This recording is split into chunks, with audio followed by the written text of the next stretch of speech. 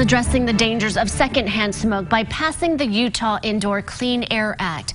Ryan Bartlett from the Tobacco Prevention and Control Program is here to explain how the act combats secondhand smoke. And first, we want to talk about how dangerous it is for secondhand smoke. A lot of people do know, but some people don't know how, in terms of health, it can be for someone.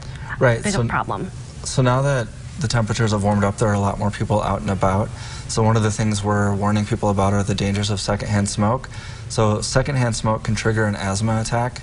It can cause dizziness and nausea, but it can also lead to more long-term things like heart disease and lung disease.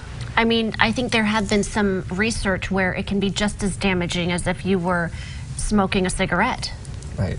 So let's talk about the Clean Air Act. What does it do, and where does the responsibility fall when it comes to secondhand smoke, or if we spot someone who's smoking in a business? So the Utah Indoor Clean Air Act provides safety to those to prevent secondhand smoke from being exposed to it.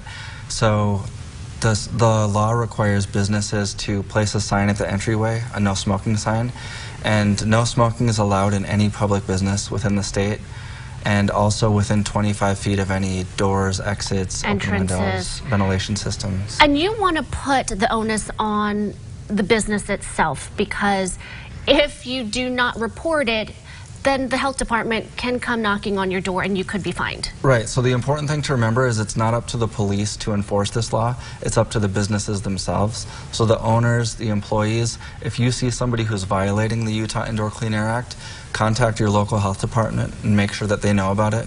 And then at that point, the local health departments will look into it.